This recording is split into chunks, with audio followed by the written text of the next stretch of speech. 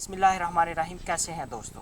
खित्ते में ताज़ा तरीन तब्दीलियों के बारे में जानने के लिए आपको खुश आमदीद कहते हैं। ऑपरेशन सिंदूर जो कि भारत के ने स्टार्ट किया था, ऑपरेशन तंदूर में कैसे तब्दील हुआ, मोदी आजकल कहाँ पे भंगड़े डाल रहा है और पाकिस्तान कैसे कामयाबियाँ समेटता जा रहा है, इस सारी चीज़ों को डिस्कस करेंगे। भारत ने अपने नेबर में किसी भी कंट्री के साथ बना के नहीं रखी, हर किसी के साथ इसने झगड़ा किया हुआ, किसी के कुछ हिस्से पे कब्ज़ा किया हुआ है, किसी की किसी स्टेट पे कब्ज़ा किया हुआ है, किसी की ट्रेड के ऊपर डाका डालने की कोशिश करता है, किसी ना किसी सूरत हाल में अपने लड़ाकापन का इजहार करता है।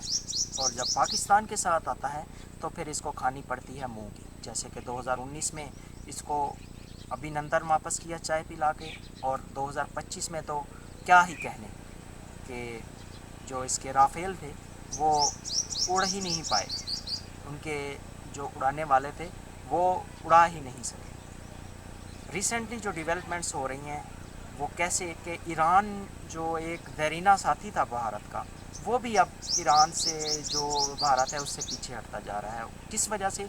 जस्ट ये कि जो भारत है उसने डायरेक्टली इसका इसराइल का साथ दे के अपने जो साथी है उसको नाराज़ कर बैठा है।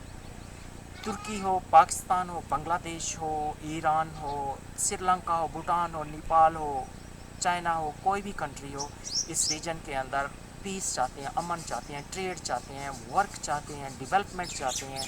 लेकिन भारत इन सारी चीज़ों के अगेंस्ट है। भारत ना वर्क चाहता है, ना डेवलपमेंट चाहता है, ना टेक्नोलॉजी चाहता है। भारत सिर्फ दहशतगर्दी चाहता है। जैसा कि भारत दुनिया में एक वाहिद कंट्री है जो स्टेट स्पॉन्सर टेररिज्म है, जो कि एक स्टेट के लेवल के ऊपर टेररिज्म को फ़रोग देता है।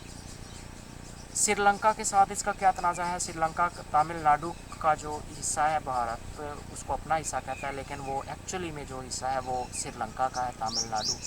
तो श्रीलंका के साथ इसकी लड़ाई, नेपाल के साथ भी इसी तरीके से लड़ाई, पाकिस्तान के साथ लड़ाई, बांग्लादेश के साथ लड़ाई, हर किसी के साथ ये लड़ के बैठा हुआ है।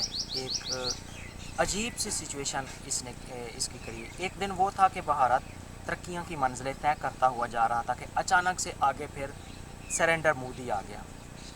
उसने इंडिया की गाड़ी को ड्राइव करना शुरू किया और ऐसे ड्राइव किया कि ऑपरेशन सिंदूर का बहाना बना के उसने जितनी भी भारत की कामयाबियां थी, कभी भारत मतलब है कि एक सेकुलर कंट्री जाना जाता था कि वहाँ पे मुख्तलिफ़ किस्म के लोग हैं, मुख्तलिफ़ ज़ुबानें बोली जाती हैं, लेकिन वो सारी कामयाबियाँ जो थी मोदी ने एक ही वक्त में समेट के ऑपरेशन सिंदूर के सिलसिले में ऑपरेशन तंदूर में डाल दी।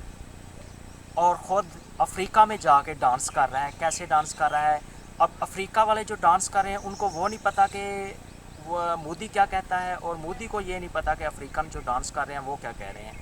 अब एक दूसरे की ज़ुबान तो ये जानते नहीं हैं और फिर डांस करके एक दूसरे को अपने इशारे समझा रहे हैं, यानी कि दूसरे लफ्ज़ों में कि मोदी गूंगा है और इसको ये नहीं पता चल रहा कि इसने करना क्या है, क्या नहीं करना। रिसेंटली जो पाकिस्तान के ऑफिशियल्स ने श्रीलंका का दौरा किया, इसको भी भारत के अंदर बहुत ही तशवीश के साथ देखा जा रहा है कि वो पाकिस्तान जो है तरक्कियों की मंजिलें तय करता हुआ आगे निकलता चला जा रहा है, और ये चीज़ें भारत को हज़म ही नहीं हो पा रही। पाकिस्तान के ऑफिशियल्स ने श्रीलंका में मतलब विज़िट किया है, पाकिस्तान के ऑफिशियल्स ने ईरान में विज़िट किया है, पाकिस्तान के ऑफिशियल्स ने चाइना में विज़िट किया है, पाकिस्तान के ऑफिशियल्स ने श्रीलंका, भूटान, नेपाल, जितने भी कंट्रीज सबके साथ इसी तरीके से भारत ने भी सारे ऑफिशियल्स जो हैं वो भी जा रहे हैं। लेकिन भारत के ऑफिशियल्स जहाँ पे भी जाते हैं उनको आगे से Pakistan is a good country का वर्ड सुनने पड़ रहे हैं, और Bharat is a terrorist state के वर्ड सुनने पड़ रहे हैं।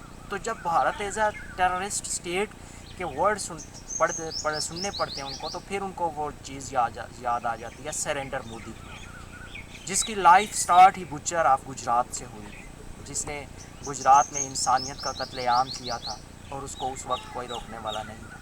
लेकिन अब इसका पाला पूरी दुनिया से पड़ गया है, अब इसको मुंह की खानी पड़ेगी। अब लगता है कि मोदी को इंडिया की जो डीप स्टेट है वो ज़्यादा देर चलने नहीं देगी। ये सुनने में आया, ये एक ज़राए ये कहते हैं कि मोदी को जितनी जल्दी हो सकेगा अब ये निकालने की कोशिश करेंगे, कि जितना जल्दी हो सके मोदी को बाहर निकालें और अपनी डिप्लोमेसी को रीसेट करें ताकि कुछ बेटरमेंट आ सके।